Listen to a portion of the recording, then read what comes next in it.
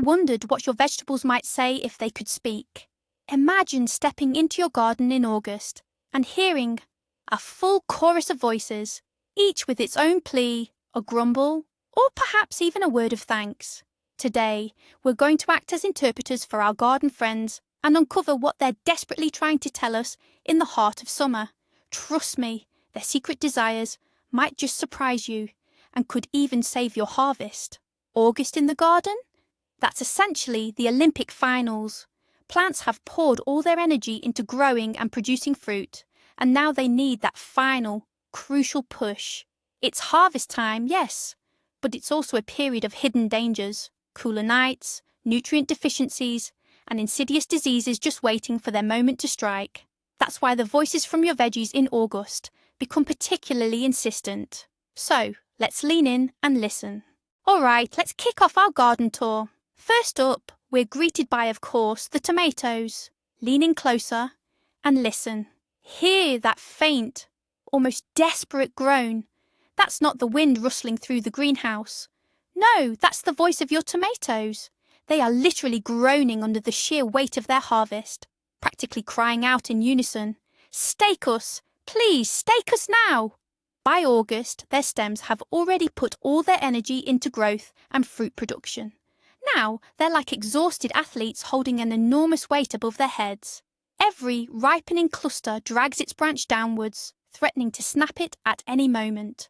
And a snapped branch isn't just an annoyance. It's a lost portion of the harvest you've diligently cultivated. What's more, tomatoes left lying on the ground are a veritable feast for slugs and the dreaded late blight. They're not just asking for support, they're also pleading for a clean environment. By lifting them off the ground, you'll provide vital air circulation and ensure sunlight reaches every single fruit. This will help them ripen faster, become sweeter, and stave off diseases. So your first order of business in August is to inspect all existing stakes and ties and add new support wherever branches are precariously bowed. Believe me, it's the most crucial request they'll ever make. But that's not all your tomatoes are asking for. Bend down closer and listen for the quiet rustling at the very base of the plant. Those are their lower leaves, and their request sounds like a sigh of relief. Please pick us off. They've already fulfilled their main mission, nourishing the plant during its early growth. Now they often yellow, develop spots, and frankly, become a burden. These old leaves aren't just an eyesore. They continue to draw vital nutrients and water that are now desperately needed for the fruits to swell and ripen. Imagine them as retirees still collecting a full paycheck, taking resources away from the young and productive parts of the plant. Furthermore, by creating a dense, shaded canopy at the base, they hinder air circulation. And in August, that combination of humidity and stagnant air is a literal red carpet for blight and many other fungal diseases. Go ahead and confidently remove all leaves below the first fruit-bearing cluster.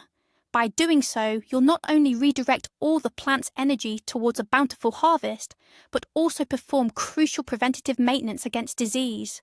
Now, let's hop over to the next garden bed, where we're greeted by some rather unhappy-sounding crunching. It's the cucumbers grumbling amongst themselves. Their complaint is simple and relatable to anyone who's ever bitten into a big, yellow, overripe one. They're practically yelling, "Don't let us get too big." Every overgrown cucumber isn't just a missed opportunity, it's a real tragedy for the plant itself. When you leave one hanging on the vine for too long, the cucumber believes its life's mission is complete.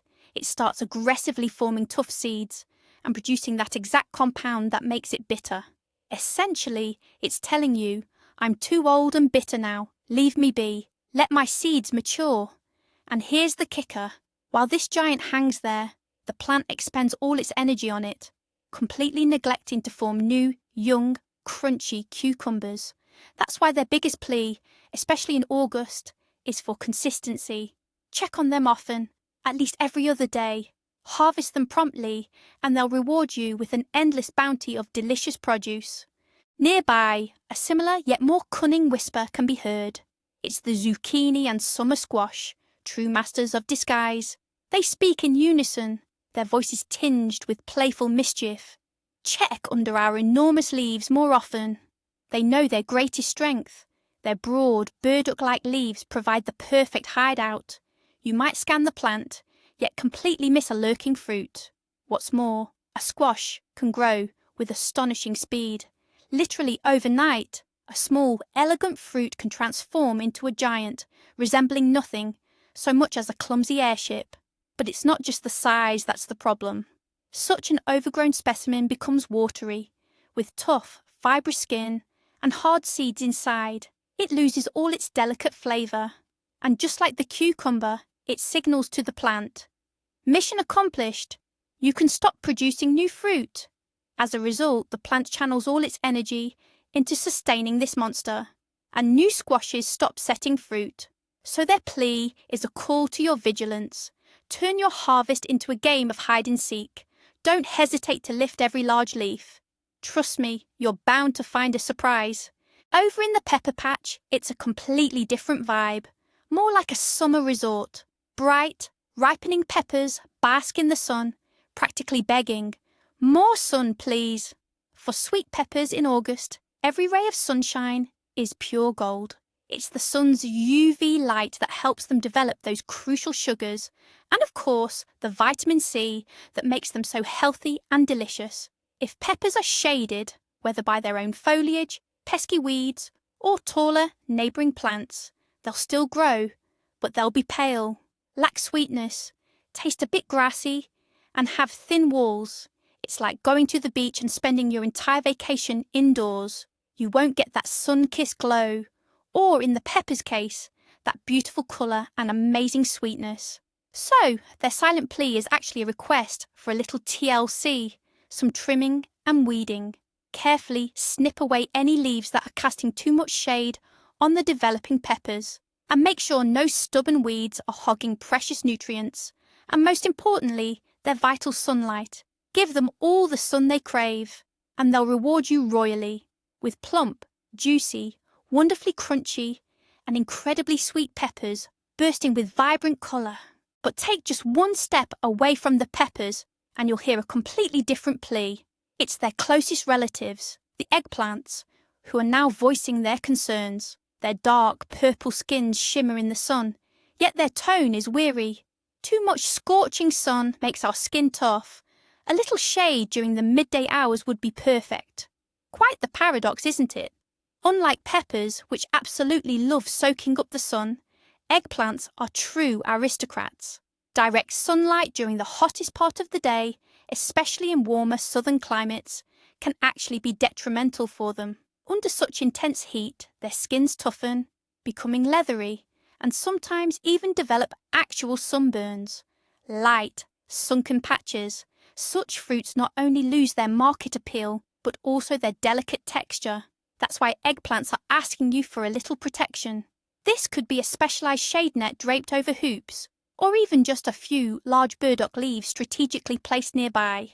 They're not asking for full shade, no. They just need light, dappled protection during the fiercest hours of the day, typically from noon until around 4 in the afternoon.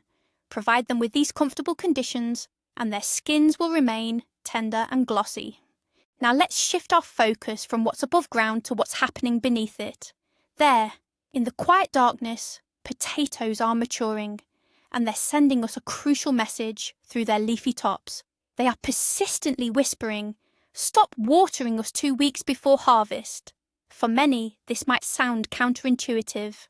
After all, more water usually means larger tubers. But by late summer, the logic changes. The potatoes have already reached their full size. Now their main task is to prepare for long-term storage. To do that, they need to develop a thick, strong skin. If you continue to water the patch generously, their skin will remain thin and delicate, much like young potatoes. Such tubers are easily bruised when dug up and won't store well at all. They'll quickly begin to rot and shrivel. By cutting off the water, you're sending the potatoes a clear signal. The rainy season is over. It's time to put on your winter coat. The tubers then actively start to thicken their protective layer, getting ready for a long rest in your cellar. This simple step is your guarantee that your harvest will safely last until spring. Right there alongside the potatoes, also tucked away underground, the carrots have a quiet request for us. Their plea is soft, almost shy, but absolutely critical for the taste of your future harvest. They're hinting, if my top starts to show above the surface, please cover it with soil. You've probably seen carrots like this, with green tops. This green isn't a special varietal characteristic. It's simply the result of sun exposure. When the top of the root becomes exposed due to rain or watering, it starts producing chlorophyll just like its leaves. But along with that, solanine also forms, a bitter compound that not only ruins the taste, but can also be harmful in large amounts. Greened up carrots become tough and develop an unpleasant bitterness that even cooking can't remove. So, the carrot's plea is really a plea for a little care. Take a walk through your carrot patch and carefully inspect each root. If you spot a green top, simply mound some loose soil around it. This quick task, taking just a minute, will save your harvest from bitterness and preserve that delicious, signature carrot sweetness. But over on the neighbouring bed, the voices are anything but shy. The onions and garlic, their green tops yellowing and falling over, are practically shouting in unison. Our tops have collapsed. That's the signal. No more watering. This collapsing of their foliage is the most crucial and obvious sign they can give you. It's their way of saying, we're done growing. Now we need to dry out and prepare for storage. Continuing to water them after this signal actually does them a disservice. Excess moisture at this stage can trigger secondary root growth, leading to watery and soft bulbs. Such a harvest won't store well at all and might even start to rot right in your pantry. What's more, damp soil is an ideal environment for neck rot to develop. Therefore, as soon as you see most of the foliage in the bed has collapsed, stop all watering immediately. Allow both the soil and the bulbs themselves to dry out thoroughly right there in the garden. This ensures your onions and garlic will be firm, healthy, and last until the next harvest. Let's head over to the furthest corner of the garden, where our pumpkins are lounging, looking quite content. They seem perfectly happy with life, but even they have a rather delicate request. If their rustling leaves could talk, they'd whisper, "Please, could you slide a small board or a piece of slate under our heavy bodies? Lying on the damp ground is so uncomfortable, and we might even start to rot." By August, nights grow cooler, and morning dews become much heavier.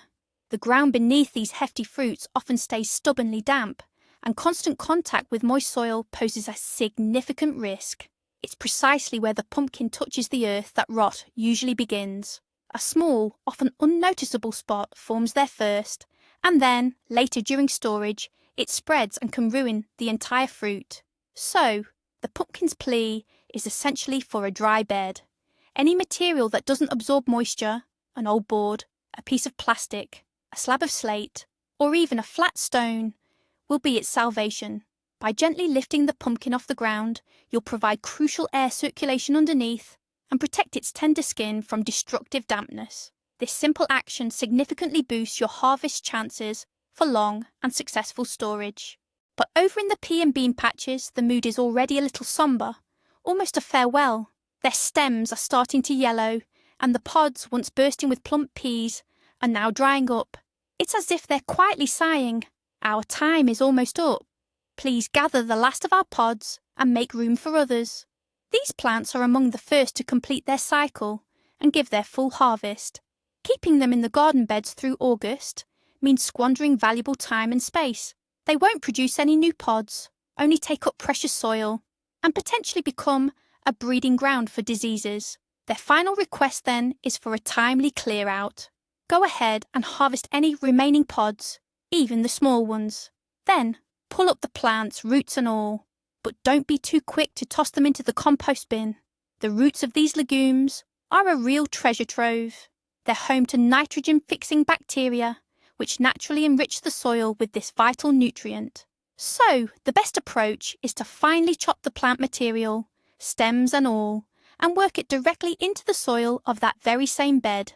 This way, you not only free up valuable space, perhaps for a quick planting of some early greens, but also naturally enrich the soil, laying down a fantastic organic fertilizer for future crops. Now let's turn our attention to the majestic cornfields. the undisputed queen of August. As its leaves proudly rustle, it whispers its most important secret. Listen closely, it's telling us. Check our ears. Once the silks at the top turn dark and dry, we're ready for picking. Don't wait until the kernels harden, or all our sweetness will vanish. Gauging corn's ripeness can be tricky, but there's a foolproof sign. Those very silky strands at the tip of the ear. While those silks are light and moist, the ear is still developing. But the moment they turn dry and brown, that's your cue. It's time to harvest. Miss that crucial window, and the sugars in the kernels will rapidly convert to starch. Instead of tender, sweet, milky corn, you'll end up with hard, flavourless kernels, fit only for animal feed. So, its plea is a call for your keen observation. Make it a point to check your corn every single day. And for absolute certainty, you can gently peel back a small portion of the husk and press a kernel with your thumbnail. If a milky white liquid squirts out, you've hit the sweet spot, the perfect moment for harvest. Now, let's turn our attention to those robust, green heads of cabbage. They might look mighty and self-contained, but if you listen closely, you might just hear a worried whisper emanating from deep within their tightly packed leaves. They're practically begging. Inspect us closely. Caterpillars absolutely love to hide within our folds, especially now. August is prime time for cabbage white butterflies and cutworms, which are particularly active. They lay their eggs on the underside of the leaves, and once those ravenous caterpillars hatch, they burrow deep into the core of the head. Outwardly, everything might appear pristine, but inside these pests are already munching tunnels, leaving behind droppings and causing rot. Discovering this problem once the cabbage is in storage usually means you'll have to discard the entire head. That's why your cabbage pleads for regular inspections. At least once a week, peek under those outer leaves, searching for egg clusters or the caterpillars themselves. Even better still, cover your cabbage patch with a thin row cover. This acts as a physical barrier, effectively blocking those butterflies. This simple precaution will keep your cabbage heads clean, healthy, and wonderfully crisp. And here we have the herb garden.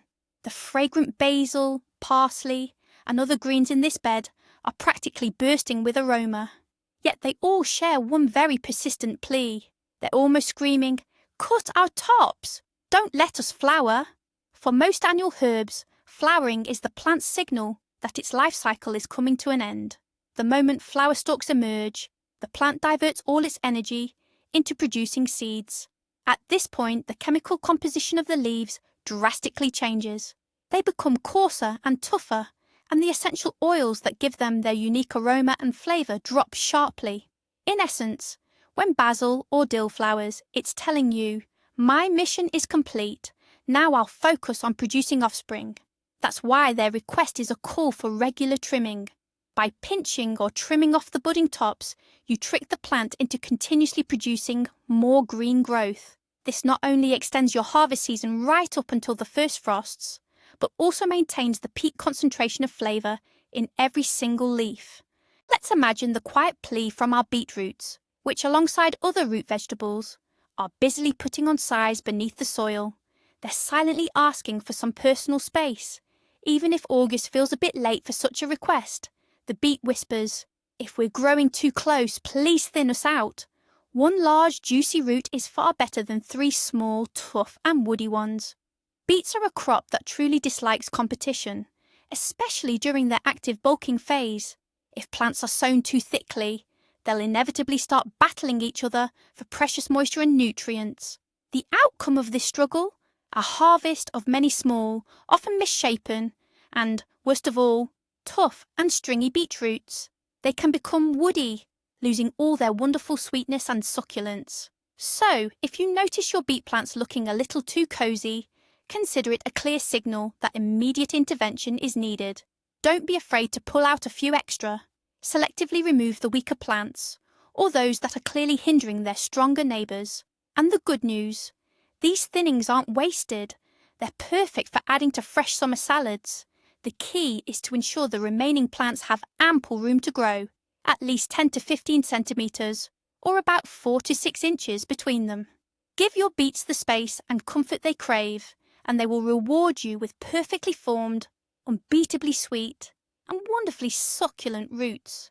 Let's quiet the individual chatter for a moment and listen to the powerful collective chorus rising from the roots of every single plant in your garden. This hum is August's most crucial request, and it's screaming, "Give us potassium! We don't need nitrogen anymore." By late summer, plant needs drastically change. While nitrogen was vital in spring and early summer to promote lush, green growth, now it actually becomes detrimental. Too much nitrogen in August will force your plants to push out new foliage and leaves, but at the expense of developing actual fruit. It's like feeding an athlete cakes instead of energy bars right before the finish line. Potassium, however, is that energy bar. It's precisely what's responsible for transporting sugars from the leaves directly into the fruits, making them wonderfully sweet and flavorful. Potassium strengthens cell walls, which makes your vegetables firmer and significantly improves their storage life. It also boosts their resistance to diseases and sudden temperature shifts. Therefore, your primary August feeding should be potassium-based. This can come from sources like wood ash, potassium sulfate, or any other fertilizer rich in this essential element. Heed this crucial message, and your harvest will not only be abundant, but also incredibly flavorful and delicious. Beyond just good nutrition, there's another crucial plea echoing through the garden, this time all about watering. Every vegetable, from tomatoes to cabbage, seems to be crying out in unison. Water us at the base, and only with warm water. A cold shower on our leaves on a cool evening is a direct invitation to disease. By August, nights turn noticeably cooler, and morning dews become much heavier. If you're watering your plants overhead in the evening, spraying the leaves, that moisture simply won't have a chance to dry before nightfall. Those wet leaves, coupled with the cool night air, create the perfect breeding ground for fungal diseases, especially late blight and powdery mildew. Your plants are practically shouting this warning. Moreover, dousing them with icy cold water straight from a well is a massive shock to their root systems, which have grown accustomed to the warm summer soil. This sudden temperature shock severely weakens a plant's immunity. Their request is therefore quite precise. Use water that has been allowed to stand and warm up in a barrel throughout the day, and direct the stream specifically to the base of the plant, making sure to avoid soaking the leaves. This simple practice is the best defense against most of August's common diseases, while your cultivated plants are making their silent, urgent pleas. A brazen, self-assured whisper rises from between the rows. It's the weeds. In August, they feel particularly emboldened, seizing the opportunity while the gardener's attention shifts to the ripening harvest. They declare, "This food and water are now ours." And this is no idle boast.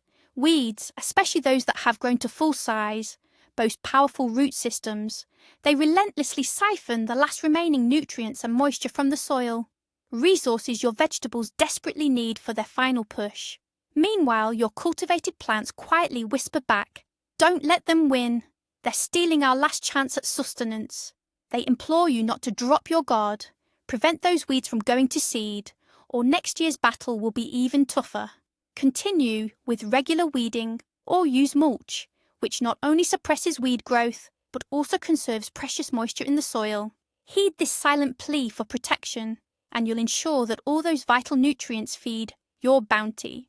Now let's turn our attention to the garden bed, where the charming pattypan squash are nestled, resembling little flying saucers. They gleam in the sun, sending out a very important signal that's easy to miss. Their plea is simple. Don't wait until we're huge.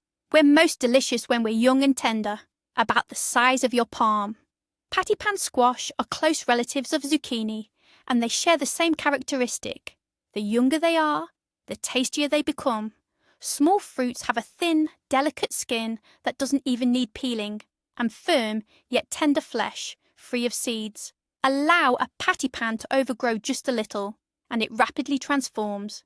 Its skin toughens, becoming almost woody, and the flesh turns loose and fibrous, filled with large, hard seeds. At that point, it's only good for its seeds, or as a decorative element. And of course, just like other members of the squash family, an overgrown pattypan will slow down new fruit production on the plant. Their plea, then, is one of urgency. Harvest them young, and the plant will generously reward you with more and more little saucers right up until the first frost, all while maintaining their ideal flavour and texture. After touring the entire garden and listening to each plant, we finally hear one crucial, overarching request. It echoes from every corner, uniting the voices of tomatoes, cucumbers, peppers, and all the other plants. This is the fundamental rule for a bountiful August, and it goes like this: harvest often. The more you pick from us, the more energy we channel into ripening the remaining fruits. For any plant, a ripe fruit, complete with seeds, signals that its reproductive mission is accomplished. Once that's done, it can relax and stop forming new blossoms or setting new fruit. By regularly harvesting, you essentially trick the plant, constantly stimulating it to produce more. It thinks, my mission isn't over yet. I urgently need to produce more offspring. As a result, it channels all its resources, water, nutrients and solar energy, into developing and ripening the next wave of fruits. This simple, yet consistent effort is the key to maximising your garden's productivity. Don't wait until the weekend to do a massive harvest.